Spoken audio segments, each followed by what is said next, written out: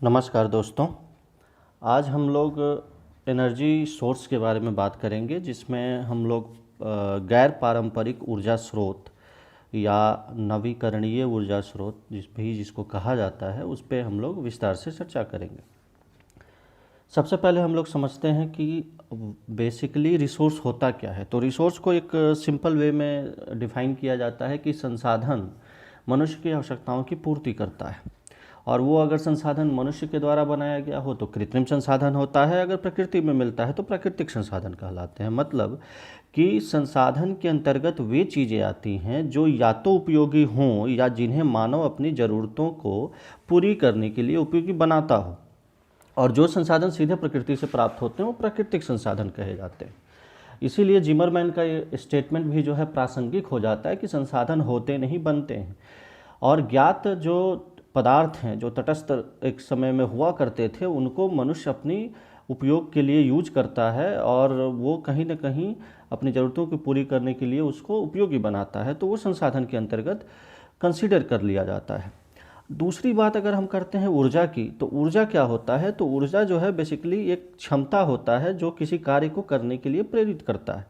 वो जो energy resource है या जो संसाधन है, चूँकि उसका भी उस ऊर्जा का प्रयोग भी हम अपनी आवश्यकताओं की पूर्ति के लिए करते हैं, हम अपने ज़रूरतों को पूरा करने के लिए उपयोग करते हैं, इसलिए भी ऊर्जा एक संसाधन के तरीके से गिना जाता है। चाहे वो उस ऊर्जा का प्रयोग हम किसी चीज़ को गर्म करने के लिए करें, या हम पावर यूज करें उससे, या हम उससे जो है विद्युत उत्पादन करें, और मैटर जो स्टोर होता है उस ऊर्जा में उसको फ्यूल कहा जाता है। जैसे लकड़ी को हम लोग कहते हैं कि जो है वो एक ईंधन है, और उसमें जो है अगर उसको हम जलाएंगे तो वहाँ से फिर ऊर्जा उत्पन्न होगी। तो ये बेसिकली ऊर्जा संसाधन क्या है। तो ऊर्जा संसाधन भी एनर्जी का वह रूप है जिसका मनुष्य अपनी ज़रूरतों के लिए उपयोग करता है। तो ये बेसिकली एक बेसिक इंट्रोडक्शन हुआ एनर्जी रिसोर्स का। अगर हम रिसोर्स की बात करें, ऊर्जा की बात करें, तो ऊर्जा संसाधन जो है उसको हम दो भाग में बांट सकते हैं। पहला जो है वो है परंपरागत कन्वेंशनल, और दूसरा है गैर परंपरागत नॉन कन्वेंशनल। परंपरागत की अगर बात कहें तो फायरवुड है, स्ट्रॉ है, ड्राई डंग है, मतलब आप कह सकते हैं लकड़ी हो गया, गोबर का जो उपला उपला होता है वो हो गया, या जो भी फसल से निकलते हैं पुआल या अन्य चीज़ें, तो वो सारे कन्वेंशनल एनर्जी में आते हैं जो बेसिकली घरेलू उपयोग में ही यूज होते हैं।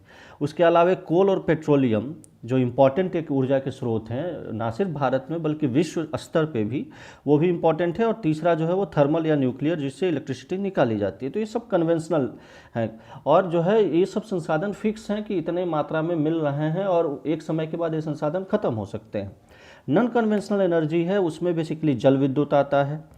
जल विद्युत से ही संबंधित एक ज्वारीय ऊर्जा का स्रोत है, सौर ऊर्जा है, पवन ऊर्जा है, भूतापीय ऊर्जा है, और बायोगैस है। तो ये सारे जो ऊर्जा के स्रोत हैं ये बेसिकली नॉन कन्वेंशनल में आते हैं, नवीकरणीय में आते हैं। उससे ये फ़ायदा होता है कि जो है जो नॉन कन्वेंशनल एनर्जी स्रोत हैं, खनिज तेल या कोयला के अलावे, वो जो है कहीं ना कहीं नवीकरणीय होने के कारण भविष्य की ऊर्जा की क्षमता को पूरा करने के लिए बहुत ही महत्वपूर्ण हो जाते हैं। सबसे पहले अगर हम बात करें इनके परसेंटेज की, तो इलेक्ट्रिसिटी की हम बात करते हैं, तो जो 2019 का जो डेटा है, उस डेटा के हिसाब से कोयला जो है पूरे विद्युत उत्पादन का लगभग 35.18% पूरे विश्व में इसका योगदान था। अगर 100% हम मानते हैं तो प्राकृतिक गैस का 23.52%। आप दोनों का डेटा देख रहे होंगे तो आपको ये लग रहा होगा कि लगभग 58 से 59% लगभग जो है वो पूरा का पूरा कोयला और नेचुरल गैस ही जो है उसको शामिल है उसमें, जो परंपरागत स्रोत माने जाते हैं। इसके अलावे अगर हम बात करें हाइड्रो की तो 16.54 है। न्यूक्लियर जो कि खुद परंपरागत स्रोत है उसमें हम 10.52 मानते हैं, यानी 58 लगभग 68 हो गया। अगर अदर फ्यूल जोड़ दें तो लगभग आप देख पा रहे होंगे ओवरऑल इसमें 75 के करीब, 73-74 के % के करीब जो है वो कन्वेंशनल एनर्जी सोर्स ही है इलेक्ट्रिसिटी का।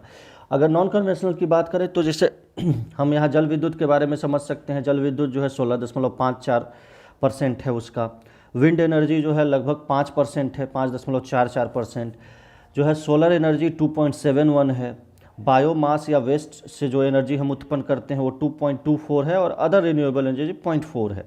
यानी ओवरऑल जो है ये जो मैं बता रहा हूँ ये नॉन कन्वेंशनल एनर्जी है जिससे हम इलेक्ट्रिसिटी का यूज करते हैं। तो कहने का तात्पर्य यह है कि नॉन कन्वेंशनल एनर्जी का अभी भी विश्व स्तर पे बहुत ही कम मात्रा है जिसका यूज हम विद्युत उत्पादन में करते हैं।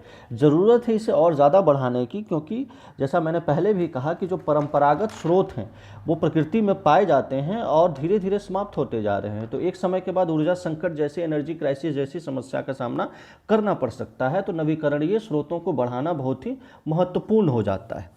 अगर हम बात करें हाइड्रो एनर्जी की तो इसको वाइट कोल भी कहा जाता है, उजला कोयला भी कहा जाता है, क्योंकि ये यहाँ इससे विद्युत और एनर्जी का उत्पादन काफ़ी बड़े स्तर पर किया जा रहा है। और जैसा आप देख भी पा रहे होंगे कि मैक्सिमम परसेंटेज इसी का है नवीकरणीय स्रोत में। अगर हम बात करें तो लगभग 21.8 गीगावाट जो है वो रिन्यूएबल हाइड्रो इलेक्ट्रिसिटी कैपेसिटी है 2019 में जो ऑपरेशनल था। सबसे ज़्यादा अगर संभावित कहीं जल विद्युत की क्षमता है तो अफ्रीका में है, उसके बाद एशिया में है, फिर नॉर्थ अमेरिका में है, यूरोप में है, साउथ अमेरिका में, फिर ओशनिया में है। लेकिन अगर डेवलपमेंट की बात करें तो नॉर्थ अमेरिका में सबसे ज़्यादा डेवलप है और सबसे लीस्ट डेवलप जो है वो अफ्रीका में है। रीज़न क्या है कि इसका विकास जो है बहुत कम होने का वहाँ अफ्रीका में रीज़न यही है कि वहाँ विद्युत शक्ति की मांग का अभाव है। साथ ही साथ अधिकांश क्षेत्र ऐसे हैं जो दुर्गम हैं, अस्वास्थ्यकर हैं। जैसे कांगो नदी को विश्व का सबसे ज़्यादा संभावित शक्ति वाला माना जाता है रिवर, कि जहाँ पे जो है पोटेंशियल बहुत ज़्यादा है, लेकिन चूँकि वहाँ पे इनएक्सेसिबिलिटी है, उतना डेवलपमेंट नहीं है, इस कारण से विकास नहीं हो पाया है। उसी हिसाब से ऑस्ट्रेलिया में भी संभावित जल शक्ति का लगभग कम ही उपयोग हुआ है। तो ओवरऑल जो कह सकते हैं, जैसे कनाडा यूएस हालांकि बहुत तेज़ी से जो है विकसित कर रहा है। संयुक्त राज्य अमेरिका में तो जो वाटरफॉल वाला रीजन है जो अटलांटिक तट पे है, या नियाग्रा हो गया, टेनेसी हो गया, एप्लेशियन रीजन हो गया, वहाँ बहुत तेज़ी से विकसित हुआ है। अगर हम प्रोडक्शन की बात करें तो मैक्सिमम प्रोडक्शन जो है हाइड्रो इलेक्ट्रिसिटी का चाइना करता है। इसके बाद जो है चाइना के बाद अन्य कंट्री भी हैं जो काफ़ी इम्पोर्टेंट है, जिसमें यूएस है जो कि उत्पन्न करता है, यूरोप के कई सारे कंट्री हैं। तो कहने का तात्पर्य यह है कि जल विद्युत जो है धीरे धीरे काफ़ी महत्वपूर्ण एनर्जी का सोर्स बनता जा रहा है। ये जो नीचे डेटा आपका दिया हुआ है ये बेसिकली विश्व के प्रमुख जल विद्युत परियोजनाओं से रिलेटेड है जो अलग अलग नदियों पे स्थित है। ऊपर का 5 आप देख पा रहे होंगे वो यूएस में ही है। उसके बाद अफ्रीका में 3 है जो बहुत इंपॉर्टेंट है, जाम्बेजी, नील और कांगो रिवर पे। उसके बाद पराना रिवर पे है और हुरांगी नदी है, वो भी वांगहो रिवर पे भी जो है परियोजनाएं बनाई गई हैं। तो ये सब जो है हाइड्रो एनर्जी के एक महत्वपूर्ण सोर्स के तौर पे हम इसको समझ सकते हैं। जो अगला है वो वाटर से ही रिलेटेड है। हालांकि इसको हम लोग कह सकते हैं ये समुद्री संसाधन है, या ये भी कह सकते हैं कि समुद्र से ऊर्जा हम लेते हैं। कैसे लेते हैं? जैसे टाइडल एनर्जी को, तो सबसे पहला टाइडल एनर्जी 2007 में स्ट्रैनफोर्ड लॉफ जो है नॉर्दर्न आयरलैंड में वहाँ पे लगाया गया था। हालांकि बाद में जो है अभी बहुत जगह इसको डेवलप कर लिया गया है। अभी सबसे ज़्यादा टाइडल एनर्जी साउथ कोरिया में डेवलप है। साउथ कोरिया में 511 मेगावाट की कैपेसिटी है वहाँ पे। इसके बाद जो है फ्रांस और यूनाइटेड किंगडम में इसका विकास हुआ है। ये जो फिगर आप देख पा रहे होंगे ये बेसिकली जो है टाइडल एनर्जी को ही समझाता है। जैसे ऊपर का ये जो पार्ट है, समुद्र है, मान लीजिए ये तट है, तो यहाँ पे डिफरेंट टरबाइन लगा दिए जाते हैं। अब टाइड जो ज्वार होता है, तो ज्वार भाटा का जो कॉन्सेप्ट होता है कि ज्वार में वाटर ऊपर उठता है तो वो जो फोर्स होता है उससे फिर टरबाइन चलता है, फिर जब रिटर्न होता है उस वाटर का तो उससे भी टरबाइन चलता है, और उसी टरबाइन के थ्रू जो है एनर्जी प्रोड्यूस किया जाता है। हालांकि इसका उपयोग और इसका डेवलपमेंट जो है काफ़ी कॉस्टली है और काफ़ी टेक्नोलॉजिकल भी है, तो बहुत कम इसका डेवलपमेंट हो पाया है, लेकिन फिर भी इस पर ध्यान दिया जा रहा है और ये भी एक बहुत ही महत्वपूर्ण स्रोत के तौर पे उभर सकता है। जैसे जहाँ पे समुद्री तटीय क्षेत्रों में ज्वारीय उछाल अधिक होता है वहाँ पे ये जो है ज़्यादा महत्वपूर्ण ऊर्जा का स्रोत बन जाता है। जैसे फ्रांस हो गया, साउथ कोरिया हो गया। भारत की अगर बात करें तो भारत के पश्चिमी तट जो है, खासकर गुजरात का कच्छ, खंभात की खाड़ी, या पूर्वी तट में अगर हम बात करें तो पश्चिम बंगाल का सुंदरवन जो वाला रीजन है, तो ये सब रीजन जो है बेसिक डेवलपमेंट का बन सकता है, बेसिक रीजन बन सकता है जहाँ पे ज्वारीय डेवलपमेंट बहुत बेहतर तरीके से किया जा सके। जो अगला हम बात कर रहे हैं वो है सौर ऊर्जा की। सौर ऊर्जा जो है विश्व में अधिकतम मात्रा में पाई जाने वाली ऐसी ऊर्जा है जो कभी समाप्त ना होगी, क्योंकि सूर्य जो है इसका बेसिक सोर्स है और सूर्य की रोशनी हमेशा पृथ्वी पे पड़ती रहेगी। तो हमें ज़रूरत है वर्तमान समय में कि सौर ऊर्जा का उपयोग अधिक से अधिक मात्रा में करें। जैसा कि आपको पता है कि इस ऊर्जा को सिलिकॉन द्वारा जो निर्मित फोटोवोल्टिक सेल होता है उससे सीधे उस ऊर्जा को विद्युत ऊर्जा में बदला जाता है। हालांकि जो है अभी यूएस में माना जाता है कि सबसे ज़्यादा सौर सेल जो होता है उसका उत्पादक है। गांव में आज भी भारत में या अन्य विकासशील देशों के गांव में विद्युतीकरण में सौर ऊर्जा का उपयोग होता है। महंगे होने के कारण हालांकि इसका समुचित उपयोग नहीं हो पाता है, लेकिन फिर भी इसका उपयोग लोग करते हैं। अगर इलेक्ट्रिसिटी जनरेशन की बात करें तो सोलर एनर्जी में धीरे धीरे डेवलपमेंट हो रहा है। जैसे अगर 2018-19 का रेशियो देखें तो लगभग 22% डेवलपमेंट हुआ है। जैसे 573 टेरावाट था आवर इन 2018 में, जो कि बढ़ के 699 हो गया है। अगर हम टॉप 10 कंट्री की बात करें जहां पे सोलर एनर्जी का सबसे ज़्यादा उत्पादन होता है तो उसमें चाइना नंबर 1 पे है, फिर अमेरिका है, जापान है, जर्मनी है, भारत का 5वें पोजीशन है, फिर इटली है, ऑस्ट्रेलिया है, स्पेन है, यूके है और साउथ कोरिया है। तो ये सोलर एनर्जी के विभिन्न स्रोत हैं। वर्तमान समय में सोलर एनर्जी का जो प्रयोग है वो मुख्यतः आप कह सकते हैं खाना बनाने में, घरों को गर्म करने में किया जाता है, या जो पैनल लगा के, कई सारे आप गांव पे भी देखे होंगे कि जो है बड़े बड़े पैनल लगा के उसमें फिर उसको बैटरी के थ्रू जो है एनर्जी का भी प्रयोग किया जाता है बैकअप के तौर पे। इसके अलावा जो है अंतरिक्ष में भी कृत्रिम उपग्रहों को ऊर्जा जो है सौर ऊर्जा से देने की बात चल रही है और कई सफल प्रयोग हुए भी हैं इस पे। कई सारे हाउसेज हैं जिनको हम ऊर्जा मानक के आधार पर अगर हम तय करते हैं तो सोलर पैनल वहाँ यूज होता है ताकि वहाँ विद्युत का जो प्रयोग है वो सौर ऊर्जा से ही किया जा सके। तो ये सारे प्रयोग जो है सौर ऊर्जा में किए जा रहे हैं। जो अगला गैर पारंपरिक स्रोत है वो पवन ऊर्जा है। पवन ऊर्जा का बेसिकली स्रोत क्या होता है कि बड़े बड़े पवन मिलों का प्रयोग कर पवन ऊर्जा का उत्पादन किया जाता है। सबसे पहले इसका प्रयोग माना जाता है कि नीदरलैंड में किया गया था, और जर्मनी जो है नीदरलैंड, जर्मनी, यूएस के अलावा अन्य कंट्री भी काफ़ी इम्पोर्टेंट रोल प्ले करते हैं इसके उत्पादन में। भारत में जो है तमिलनाडु हो गया, गुजरात हो गया, आंध्र प्रदेश हो गया, महाराष्ट्र हो गया, यहाँ पवन ऊर्जा का काफ़ी उत्पादन होता है। दूसरी तरफ हम कह सकते हैं कि पवन ऊर्जा में आप देखते होंगे कि बड़े बड़े खंभे में पंखा लगाया जाता है। वो जो है जब घूमता है वो पंखा हवाओं से, तो उसी से एनर्जी जो है टरबाइन से एनर्जी निकाली जाती है। अगर हम बात करें इसके डेवलपमेंट की तो वो पिछले साल के अपेक्षा 2019 में 12% का डेवलपमेंट हुआ है, और जो 1260 टेरावाट आवर था उससे जो है बढ़ के ये 2019 में 1404 टेरावाट हो चुका है विश्व में। सबसे बड़ा इसका भी उत्पादक जो है चाइना है, फिर यूएसए है, जर्मनी, यूके है, चौथे नंबर पे इंडिया है, सोलर एनर्जी में 5वें नंबर पे था। हालांकि सोलर एनर्जी में माननीय प्रधानमंत्री द्वारा कई योजनाएं भी चलाई गई हैं भारत सरकार के द्वारा, जिसमें ये सोलर एनर्जी में अपने आप को जो है डेवलप करने की बात कही गई है। तो ये सारे जो कंट्री हैं, India, Brazil, Spain, France, Canada, Sweden, Turkey, ये सब जो है विंड एनर्जी के महत्वपूर्ण उत्पादक कंट्री हैं और काफ़ी हद तक ये सफल भी हो रहे हैं। अगला जो पार्ट है वो है भूतापीय ऊर्जा। भूतापीय ऊर्जा का प्रयोग जो है बेसिकली ऊर्जा उत्पादन के लिए भूगर्भ में जो संचित ताप है उसका उपयोग किया जाता है। भारत में भी इसका उपयोग शुरू हुआ है, लेकिन बहुत निम्न स्तर पे है आप कह सकते हैं। जिसका बेसिक जो 2 रीजन है जो बहुत इम्पोर्टेंट है, एक तो हिमाचल प्रदेश में मणिकर्ण है, हिमाचल प्रदेश में मणिकर्ण, और दूसरा लद्दाख में पूगा वैली। यहाँ दो रीजन है जहाँ पे इस तरह की परियोजनाओं की शुरुआत की गई है।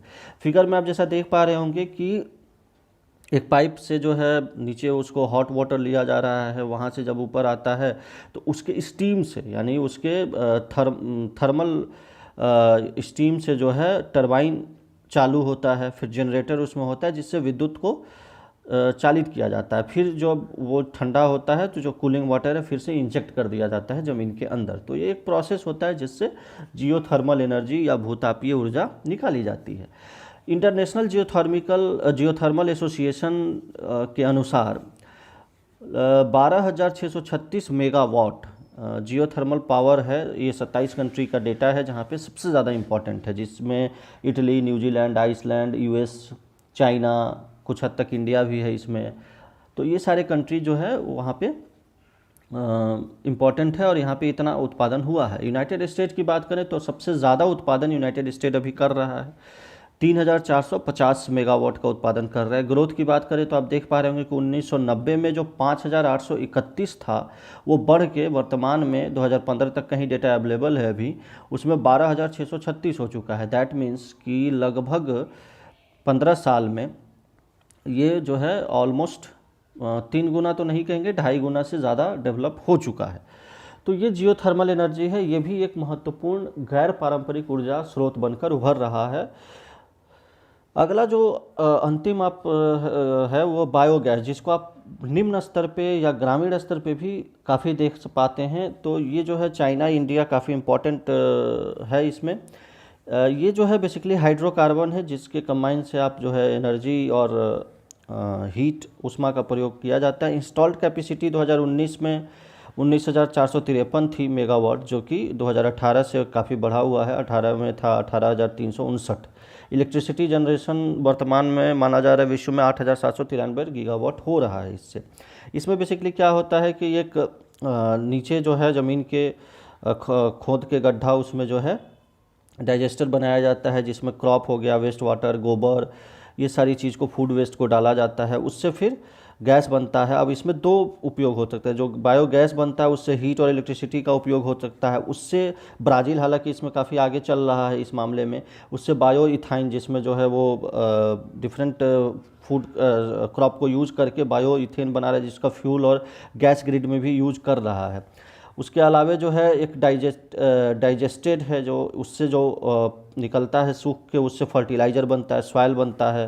तो ये सारे चीज़ें दो तरह का हम इसका उपयोग कर सकते हैं। तो बायोगैस भी जो है भारत और चाइना में तो काफ़ी हद तक ग्रामीण स्तर पे इसका उपयोग भी होता है और इसके लिए सरकार जो है प्रोत्साहन राशि भी देती है। तो ये सब जो हैं जितने सारे चीज़ें हमने पढ़ा, चाहे वो पवन ऊर्जा की बात करें, सौर ऊर्जा की बात करें, ज्वारीय ऊर्जा की बात करें, जियोथर्मल एनर्जी की बात करें, बायोगैस की बात करें, हाइडल एनर्जी की बात करें, ये सारे के सारे जो हैं गैर परंपरागत ऊर्जा के स्रोत हैं, जो आने वाले समय के लिए बहुत ही इम्पॉर्टेंट हैं। क्योंकि परंपरागत स्रोत संसाधन जो है वो एक लिमिटेड संसाधन है और समय के साथ धीरे धीरे वो ख़त्म हो सकता है। लेकिन नवीकरणीय योग्य होने के कारण अपरंपरागत जो स्रोत हैं, गैर पारंपरिक जो स्रोत हैं ऊर्जा के, वो भविष्य में ऊर्जा की मांग को पूरा कर सकते हैं। और ज़रूरत है कि जो भी टेक्नोलॉजी है उसको और डेवलप किया जाए, उसको कॉस्ट इफ़ेक्टिव बनाया जाए। और जो विकासशील देश हैं वहाँ पे विकसित देश जो है टेक्नोलॉजी को एनहांस करें, वहाँ पे प्रशिक्षण दें लोगों को, ताकि जो है गैर पारंपरिक ऊर्जा स्रोत को बढ़ाया जा सके। तो ओवरऑल यही है गैर पारंपरिक ऊर्जा स्रोत का एक तरह से परिचय। आई होप आपको ये वीडियो पसंद आया होगा। अच्छे से पढ़ाई करिए। धन्यवाद। आपका दिन शुभ हो। Thank you.